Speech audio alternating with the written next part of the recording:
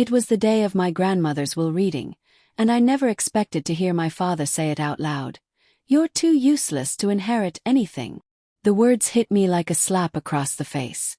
My husband Mark stood beside Dad, nodding slowly like he agreed with every syllable. I felt my chest tighten as 20 pairs of eyes turned toward me in that stuffy lawyer's office. The air conditioning hummed, but sweat still gathered at the back of my neck. My father's face was stone cold, no regret, no hesitation. Just disappointment carved into every wrinkle around his mouth. Mark wouldn't even look at me. He studied his shoes like they held the secrets of the universe. These were the two men I'd supported my entire adult life, and they'd just thrown me away like yesterday's newspaper. My grandmother's funeral had been 3 days ago. Her body wasn't even cold yet, and here we were, fighting over what she left behind. I'd spent the last 15 years being the good daughter, the supportive wife, the one who showed up for every family dinner and never complained. And this was my reward. I ran out of that conference room so fast I nearly knocked over the water cooler. My heels clicked frantically against the marble floor as I pushed through the heavy glass doors. Outside, the afternoon sun was too bright, too cheerful for how I felt.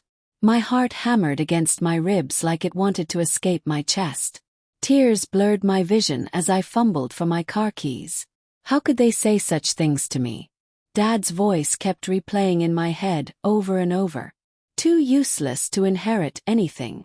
Each word felt like a tiny knife, cutting deeper every time I remembered them. My hands shook as I finally got my car door open. I sat in the driver's seat, not even turning on the engine, just crying into my steering wheel. The only person who ever truly believed in me was Grandma, and now she was gone. She'd always told me I was special, that I had something important inside me waiting to bloom. But without her voice encouraging me, I felt completely abandoned. Dad had never hidden his disappointment in me, but Mark's silence hurt even worse. That night, my sister Emma showed up at my door with Chinese takeout and a bottle of wine. She didn't wait for an invitation, just walked right in and started unpacking food on my kitchen counter. Emma had always been the perfect daughter, the one Dad constantly praised for her law degree and her perfect marriage. I expected her to defend Dad, but instead she hugged me tight. "I saw what happened today," she whispered into my hair.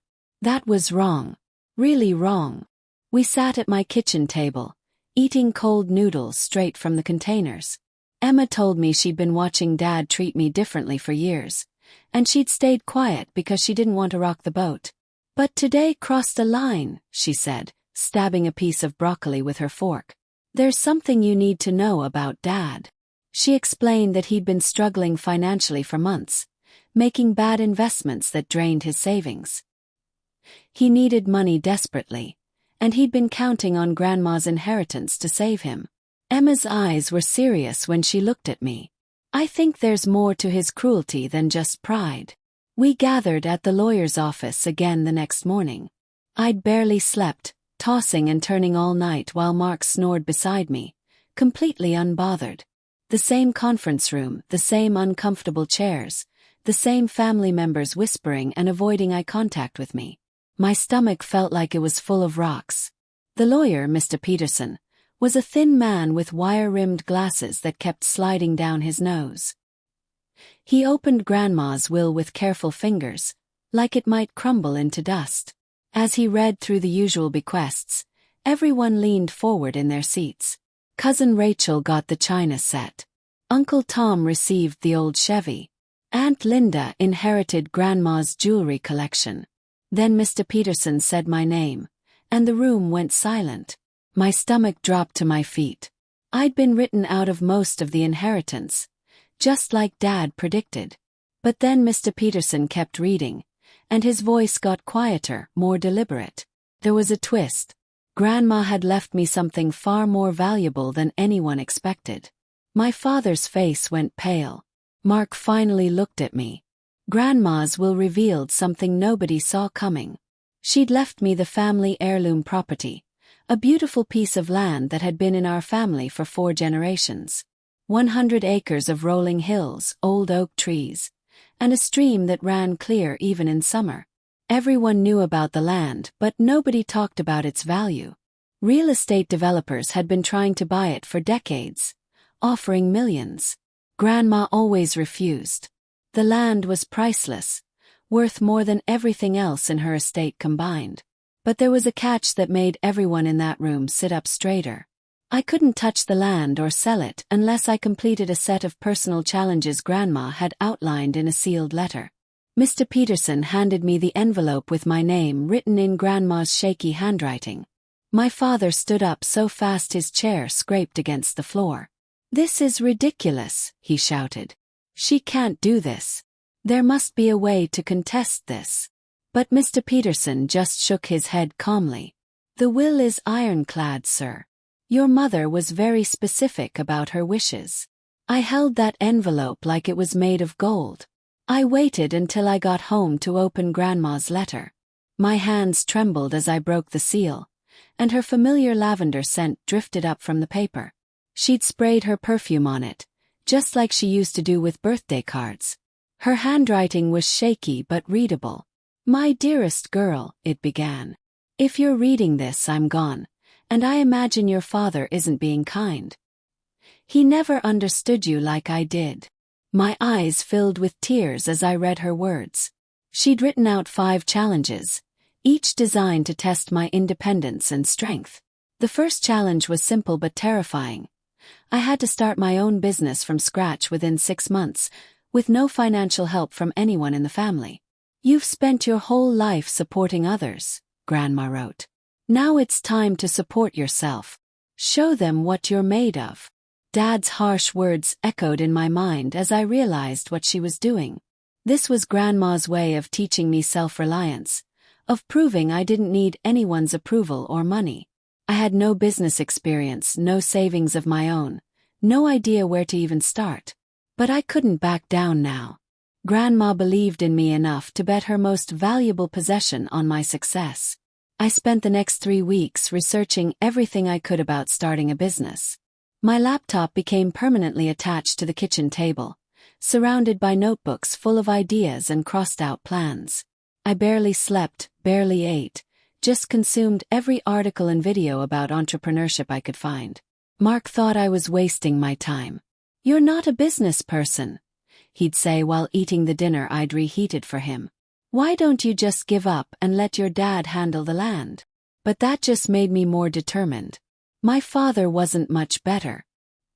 He called every other day, his voice dripping with fake concern.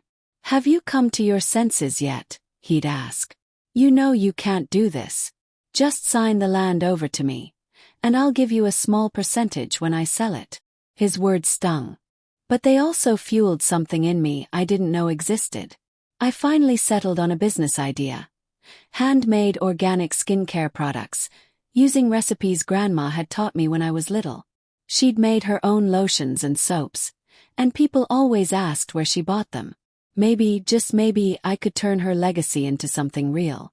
Just as I was starting to build momentum, everything collapsed.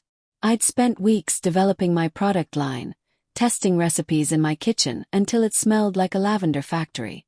I'd even gotten my first small investor interested, someone from my old college who believed in my vision.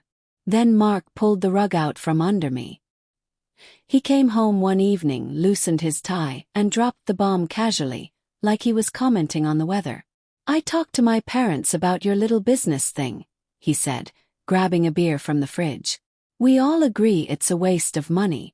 I'm withdrawing my financial support." I stared at him, unable to process what I was hearing. "But you said you believed in me. You said you'd help." He shrugged, taking a long drink. "That was before I realized how foolish this whole thing is. Your grandmother's challenge is impossible. You're not a businesswoman. You're a housewife." The words hit me like physical blows. I'd been relying on Mark's support, both emotional and financial. Without him, I had almost nothing. My savings account had maybe $2,000. That night, lying in bed beside him, I remembered Grandma's words. "Do it on your own." Just when I thought I was completely defeated, my phone rang. It was Sarah, an old friend from college I hadn't talked to in years. We'd been close once, before life pulled us in different directions. "I heard about your grandmother," she said, her voice warm through the phone. "And I heard about your business idea." I was confused about how she knew until she explained that Emma had mentioned it to her at a mutual friend's party.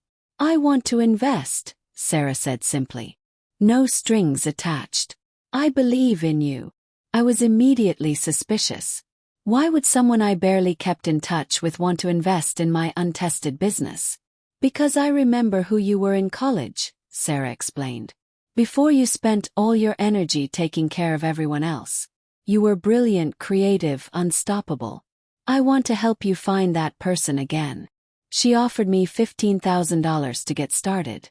It wasn't much in the business world, but it was everything to me. We met for coffee the next day, and Sarah handed me a check with a smile. "Prove your dad wrong," she said. "Prove Mark wrong. But most importantly, prove to yourself that you can do this." The next few months were a blur of hard work and constant doubt. I turned my garage into a production space, buying equipment and ingredients with Sarah's investment money. Every morning at 5, I'd wake up and start making batches of lotion, soap, and face cream. My hands were constantly dry from washing them between batches, and I smelled permanently like peppermint and rose oil. Meanwhile, my father's harassment got worse. He'd show up at my house unannounced, walking through my garage workspace like he owned it. "This is pathetic," he'd say, picking up bottles of lotion and putting them down carelessly. "You're playing with craft supplies while sitting on a fortune. Just give me the land." He'd lecture me about how unqualified I was, how Grandma made a mistake trusting me with anything valuable. His words felt like weights on my shoulders, trying to push me down into the ground. But something strange happened the more he pushed. Instead of crumbling, I pushed back harder. Every time he told me I'd fail, I'd work an extra hour. Every time Mark rolled his eyes at my little hobby, I'd perfect another product formula. I was building something real, and they couldn't see it. Then came the betrayal I never saw coming. Emma called me one Tuesday afternoon, her voice shaking with anger. "You need to know what Dad's doing," she said. "I overheard him on the phone with Mr. Peterson." My father had secretly contacted the lawyer, trying to buy the land directly from Grandma's estate. He'd offered a huge sum of money, claiming I was mentally unstable and incapable of managing the property. He'd even tried to get Mark to sign a statement saying I was incompetent. I felt like someone had punched me in the stomach. This was my inheritance, the only thing Grandma left specifically for me, and my own father was trying to steal it. He wasn't just doubting my abilities anymore. He was actively working to destroy me. When I confronted him, he didn't even have the decency to look ashamed. "You're wasting everyone's time with this challenge nonsense," he said coldly. "I'm doing what's best for the family. That land could solve all our problems." "You mean your problems?" I shot back. "This was never about me being useless. It's about you being broke." His face went red, but he didn't deny it. That's when I decided to fight back. I called Mr. Peterson immediately and explained what I'd discovered. To my relief, he'd already rejected Dad's offer and documented everything. "Your grandmother anticipated this might happen," he told me. "She left very specific instructions. Nobody can purchase or claim that land except you, and only after you complete the challenges." Together we decided to go on the offensive. Mr. Peterson would file a formal complaint about my father's interference, making it part of the legal record. More importantly, I'd make everything public. I wasn't going to let Dad operate in the shadows anymore. I wrote a long post on social media, explaining exactly what was happening. I didn't name Dad directly, but I described the situation clearly. A family member trying to steal an inheritance, undermining a grandmother's final wishes. The response was overwhelming. Hundreds of people shared their own stories of family betrayal. Local news outlets picked up the story. Suddenly, I wasn't alone in this fight. People were watching now, and my father couldn't hide behind closed doors and private phone calls anymore. The legal battle that followed would be long and exhausting, but I was ready. Grandma's legacy was worth fighting for. The family exploded into chaos. What started as a private dispute became public drama that everyone had an opinion about. My mother-in-law, who'd always treated me like I wasn't good enough for her precious son, immediately sided with my father. She called me one evening, her voice sharp and condescending. "You're tearing this family apart over dirt and trees," she said. A real woman would put family peace above personal greed. I almost laughed at the irony. I wasn't the one being greedy. But try telling that to someone who'd already made up their mind about you. Family dinners became war zones. Cousins took sides. Aunts and uncles whispered in corners. Some people supported me, remembering how much time I'd spent caring for Grandma in her final years. Others thought I should just give Dad the land to keep the peace. Mark's family pressured him constantly to control his wife. My own mother stayed silent, too afraid of Dad's temper to defend me. I lost friends who thought I was causing unnecessary drama. Meanwhile, my business was growing despite all the chaos. Or maybe because of it. People wanted to support me to prove that I could succeed. Orders started coming in faster than I could fill them. One night, while searching through old boxes of Grandma's things that Mr. Peterson had given me, I found another letter. It was hidden inside a cookbook, tucked between pages of her famous apple pie recipe. My hands shook as I unfolded the yellowed paper. "If you're reading this," it began, "then you've discovered what I suspected. Your father will try to take everything from you." She'd known. She'd seen it coming years before she died. Grandma explained that Dad had always been jealous of her wealth, constantly asking for money to cover his bad decisions. She'd helped him many times, but he never learned, never changed.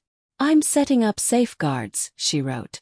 "Legal protections that will ensure nobody can take this land from you, no matter what they try. But you must complete the challenges. They're not just tests. They're lessons you need to learn before you can truly own your legacy." She'd included detailed information about accounts I didn't know existed, legal documents Dad knew nothing about, and evidence of his previous attempts to manipulate her into changing her will. Grandma had been 3 steps ahead the entire time. Reading her words, I felt her presence so strongly it was like she was sitting beside me. I wasn't alone in this fight. I never had been. The courthouse steps felt like a mountain as I climbed them for the hearing. Dad had officially filed paperwork trying to declare me incompetent to manage the land. His lawyer argued that Grandma wasn't in her right mind when she created the challenge requirements. It was an ugly, desperate move, but I was ready for it. Mr. Peterson had prepared our case carefully. We had medical records proving Grandma was mentally sharp until her final day. We had her letters showing clear intent. We had documentation of Dad's financial problems and his history of pressuring Grandma for money. Most importantly, we had evidence of my business success. In just 4 months, I'd built a thriving company with real revenue and satisfied customers. I sat in that courtroom, wearing a suit Emma helped me pick out, and listened to my father's lawyer paint me as an irresponsible, naive woman playing at business. Then it was our turn. Mr. Peterson calmly presented evidence of everything Dad had tried to do. The attempted backdoor purchase, the harassment, the manipulation. The judge's expression got darker with each revelation. When it was over, she ruled in my favor immediately. Dad's petition was denied, and she issued a restraining order preventing him from interfering with Grandma's estate or my business. Walking out of that courthouse felt like flying. With the legal threat handled, I threw myself completely into my business. The garage wasn't big enough anymore, so I rented a small commercial space. Nothing fancy, just 800 square feet with good lighting and room for storage. I hired my first employee, a young woman named Jessica who was trying to work her way through community college. Together we filled orders, improved formulas, and expanded the product line. My confidence grew with every sale, every positive review, every repeat customer. I wasn't just playing at business anymore. I was building something real, something sustainable, something mine. But the closer I got to success, the more desperate my father became. He couldn't take legal action anymore, so he turned to sabotage. He started spreading rumors in our small town, telling people my products weren't safe, that I was using cheap ingredients and lying about being organic. He'd go into stores that carried my products and loudly complain to other customers. "My daughter makes this garbage," he'd say, holding up my lavender lotion like it was radioactive. "She's just trying to scam people to get attention." His efforts were pathetic but effective. I lost several retail accounts because the owners didn't want the drama. Orders slowed down for 2 weeks. But then something unexpected happened. People started defending me. Customers who loved my products began posting reviews online, sharing their experiences, calling out the harassment I was facing. A local blogger wrote an article about my situation, framing it as a story of perseverance against family toxicity. Orders didn't just recover, they exploded. I couldn't keep up with demand. What Dad meant as destruction became free publicity. Every time he tried to tear me down, more people rallied to support me. I had to hire 3 more employees and upgrade to a larger space. Within 6 months of starting, my business was legitimately profitable. But I started seeing the bigger picture too. The real enemy wasn't just my father. It was the entire system that had kept me small and dependent for so long. Mark's mother had been manipulating him for years, filling his head with ideas about what a wife should be and do. She'd convinced him that my ambitions were threatening to our marriage, that a good wife focused only on home and husband. My father had controlled my mother the same way, making her afraid to have opinions or defend her children. I'd been raised in this environment, taught that my value came from serving others, never from standing on my own. But Grandma had seen through all of it.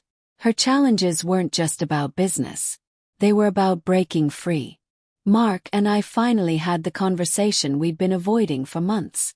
I came home late one evening after a long day at the workshop, and he was waiting at the kitchen table. No TV, no phone, just sitting there with a serious expression. "We need to talk," he said. I braced myself for another lecture about how I was neglecting our marriage for my business. Instead, he surprised me. "My mother called today," Mark began slowly. "She wanted me to give you an ultimatum. The business or our marriage." He looked down at his hands.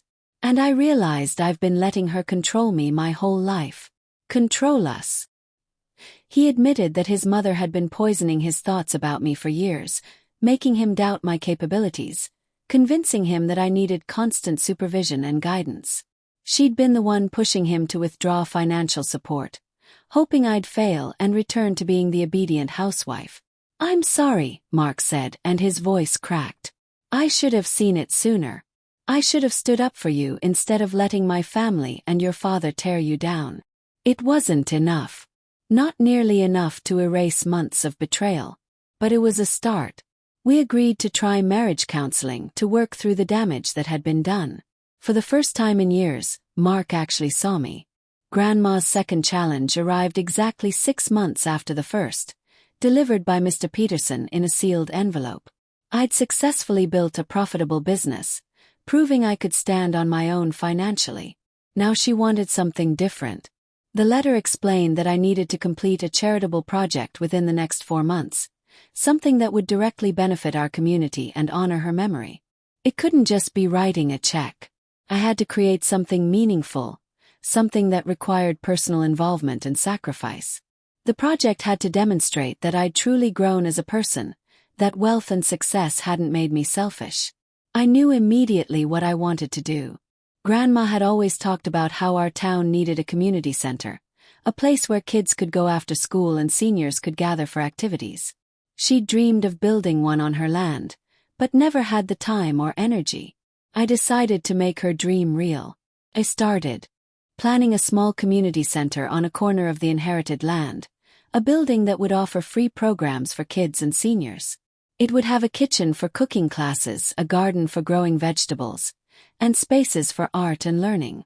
It was ambitious, maybe too ambitious, but it felt right. Of course, Dad and my mother-in-law tried to destroy the project before it even started. They couldn't attack me legally anymore, but they had other weapons. Dad went to the town council, raising concerns about zoning and permits. He claimed the community center would increase traffic and decrease property values. My mother-in-law called every contractor I tried to hire, warning them that I was difficult to work with and wouldn't pay my bills.